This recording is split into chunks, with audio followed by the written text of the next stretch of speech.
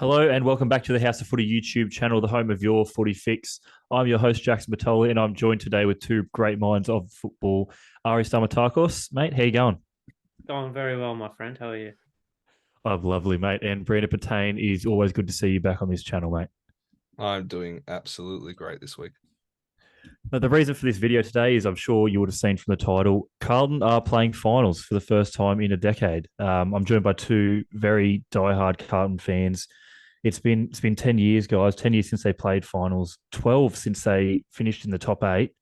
Arguably the most informed team in the competition. The nine on the trot at the moment. A big game against the Giants coming up this week.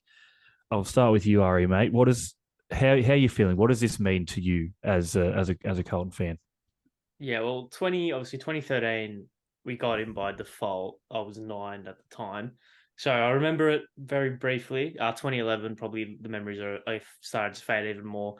But yeah, it's been a long 10 years. It's been arduous. It's been tough.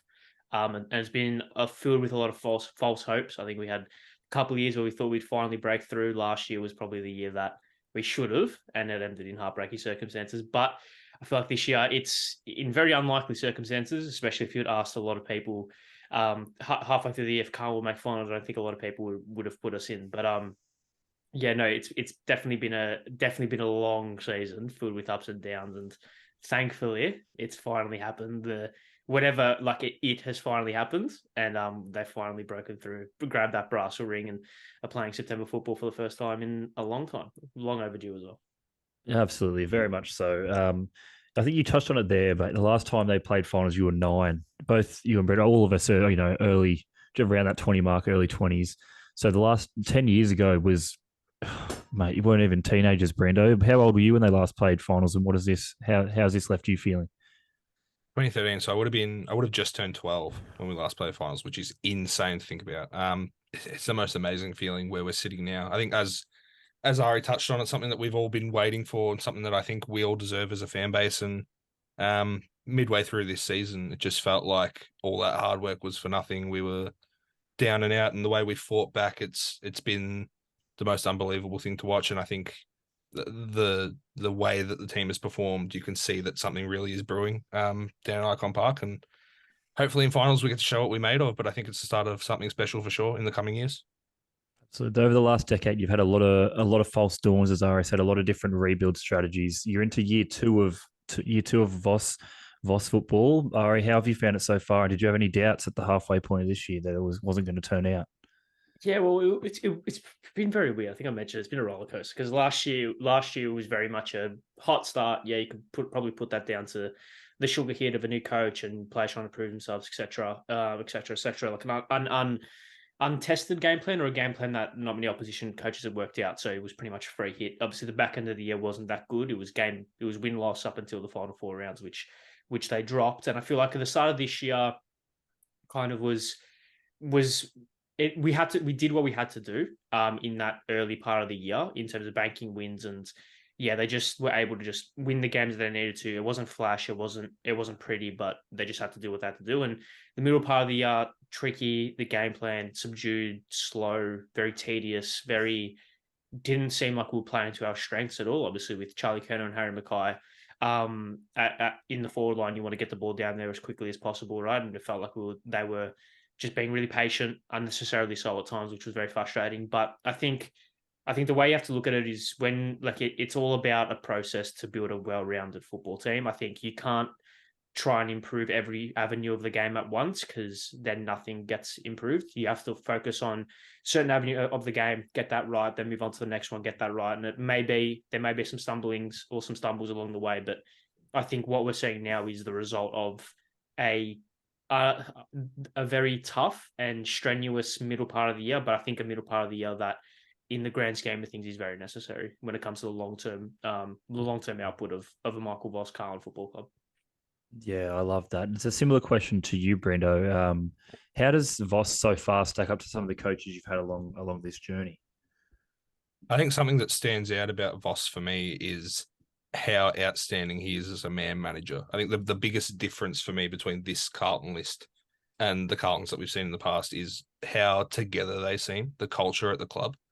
And I think a lot of that is Michael Voss driven. I mean, he's been a part of some of the best teams of all time. That Brisbane three-peat team is, I mean, they're one of the most outstanding teams ever. And I think he can take a lot from what he learnt from Lee Matthews and in that period and apply it to this Carlton team. And I think, I mean, even stories from last week where he dragged the whole team when we're up on the Gold Coast into a private room to sing the song again. But little things like that. It's nothing in the grand scheme of things, but it shows a group that is well-oiled, together, driven, and I think a lot of that is because of Michael Voss and the way he operates as a coach. So, yeah, I think that's what he brings that's very different to what we've seen from the likes of a Brendan Bolton or a David Teague. Yeah, very good. Obviously, another part of this video, we'll get into how far they go. But before we get there, I just wanted to open up the floor. If, Ari, you had anything you wanted to speak about in terms of this season or what's happened over the last few weeks? I think I touched on it as well with what I mentioned before in terms of like this process. It's been necessary. Obviously, the reactionary nature of football media and a lot of the football public were heavy on Michael Voss's on his job security in a sense, and whether or not he was the right man to lead Carlton forward. I think it would have been, regardless of the decision, regardless of the outcome, post the rest of the season, regardless of what would have happened. I think it's very unfair to sack a coach after 2 years, regardless. So I think the calls for him to get sacked were very premature, in my opinion, despite obviously losing 8 of 9 games in the middle part of the season. And I just think the turnaround has been really emphasised on just being selfless. Like, I think Carlton played a very, I wouldn't say selfish brand of football in the early part of the year, but it was a brand of football that was that relied heavily on individual brilliance in order to get the job done. It was relying on Cripps to have a good game to get the ball out of the middle, Charlie up forward to kick the goals, whereas now it's system built. You've seen obviously the injuries that Carlton have had across the last couple of weeks with no Charo, no Walsh, no Kennedy, no McGovern, and players like Lockie Fogarty, David Cunningham, Caleb Marchbank, Brody Kemp have just come into the team and fit in seamlessly. I don't think that would have happened in the first half of the year. I think the change in system and the change in mentality has probably been the biggest highlight when it comes to the turnaround, in my opinion. I think the mentality, something is what you've pointed on there, is such a huge factor as well. Obviously, through that losing period in the middle of the season, it was just we had conversations about it. They looked like a different team out there. They didn't look to play like they were playing together. They didn't look like they were playing for one another. They didn't look like they were playing for the club. But since that's turned around, this last 9 weeks they've looked like one of the best teams in the competition. I know I said it before, but they are by far the most in form. They had that scare against the Gold Coast, but there was never really a doubt. They've just been such like a marker of togetherness. To touch on what Brenda said before, Michael Voss is just such a good player coach. Like he gets how to get across to the players. But yeah, Brenda, if you've got anything else just with this open floor before we touch on the finals and how that might look. Not really. I think it's just, as I said before, it's just been amazing to see how Michael Voss has, in the face of adversity as well, because as we said, there were a lot of people calling for his head, and I think it's the mark of a really good coach that he can block out all that outside noise, focus on the task at hand, and get it done. So I'm really proud of what he's done, what the boys have done, and yeah, hopefully they can keep that going into September. But yeah. Well, lads, it's talk about September. What do we expect from the Blues? For clarity, I'm a Swans man, so I can't quite grasp the concept of not seeing the feeling that you guys are having at the moment of not seeing finals for 10 years. But it's just, I can only imagine it's one of what it comes with, both joy and apprehension. You don't want to expect too much, but what do you guys expect, Brando? What's your thoughts on how September might play out? Well, when you talk about expectation, I think given what we've seen the last 9 weeks, potentially 10 weeks after GWS, because that would make it 10 in a row if we do knock them off, I think the minimum expectation should be to win that elimination final. Because I think for us to go into that final series 10 on the trot and not win that would be a massive letdown. But there's no reason at all, and I've been saying it to everyone I've talked to, there's no reason we can't go all the way. It shouldn't be an expectation, but you look at the teams we've beaten, Port Adelaide, Melbourne, Collingwood, they're all like up there in the flag conversation. And if we can knock off teams like that, there's no reason we can't do it when it matters. So, yeah, Ari, what are your thoughts on that? Yeah, look, it's obviously going to be very interesting and tense couple of weeks. I do agree. I think the expectation has to be winning the first final, at a minimum, regardless of whether that's Carl finishing sixth or fifth. Obviously, we don't know at the time of recording what's going to happen on Sunday night. But regardless, it will be in Melbourne. I don't think there's a way in which Carlton would have to travel. And I think obviously being at the MCG, Carlton play the MCG quite well. So I think the expectation definitely is for the first fight to win the first final.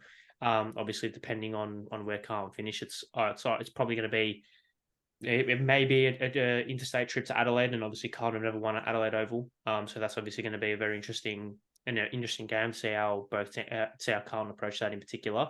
But even if it's not, it's going to be at the MCG against either Collingwood or Melbourne. And despite what's happened in the last couple of weeks, they have that finals experience and that big game experience, which Carlton as an entire group probably don't have, especially together. Obviously, you have the likes of Mitch McGovern and obviously Blake Acres played finals last year, Adam Chera, these type of players, right? So yeah, it's one of those things. It's going to be very interesting, and I'm just excited to watch finals football and watch my team play it.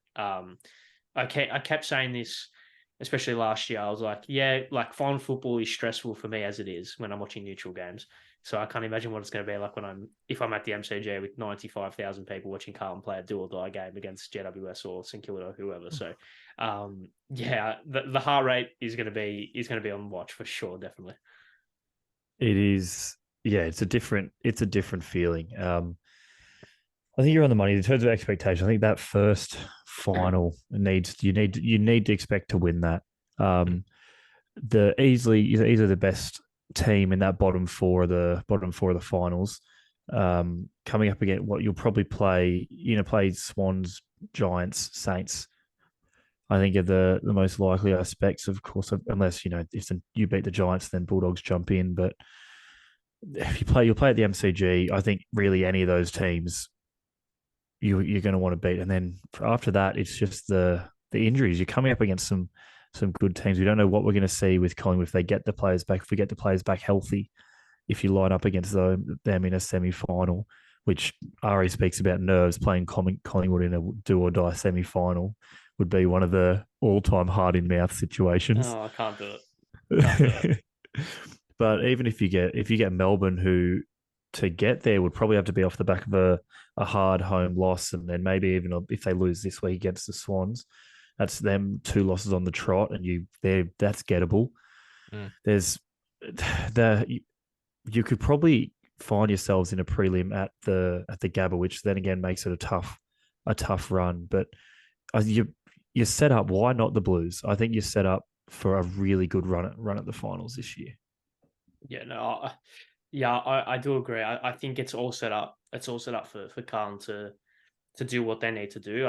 There's been a lot of similarities with a lot of talk about the potential similarities with the Dogs in 2016.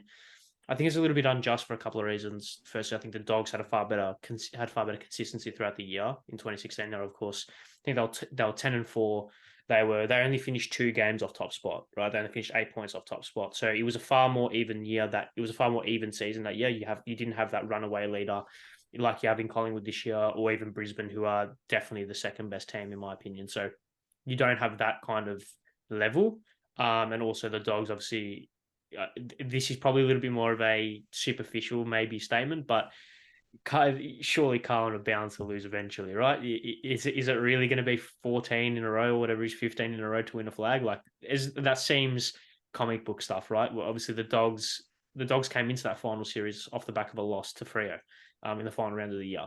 So they probably had that humbling that was needed prior to the final series. Maybe kind of taken that mentality when it comes to the game against Gold Coast. Obviously, being 40 points down halfway through the second quarter and being able to come back in impressive fashion. So, I think I think this is going to be a very unique final series from a Carlton perspective. I don't think that you can relate it to any other club. You can't relate it to Richmond in that respect. And I don't think there are many clubs who have stormed home in the way Carlton have and have played the football that Carlton have in particular, and are going into the final series assuming they win on Sunday night as the most informed team in the comp, arguably the best pound for pound team in the comp, but without finishing in the top 4. It's a really unique situation. I'm really glad you said without finishing in the top four, because you've only got to go back 12 months to find a team who went into the finals on a 12-game win streak and won the whole thing. It's There you go. you don't need that humbling loss, as I learnt on grand final day. I think it was 16 in a row to win the grand final. So you can do it when the momentum's there. You can do it. Yeah. Obviously, I love you boys, and I want to see the Blues do well for you guys. But there's some those top teams are still very good. Like I said before, how Collingwood are injured. They're still winning. They're still on top. They're up there for a reason. They're still a very good side.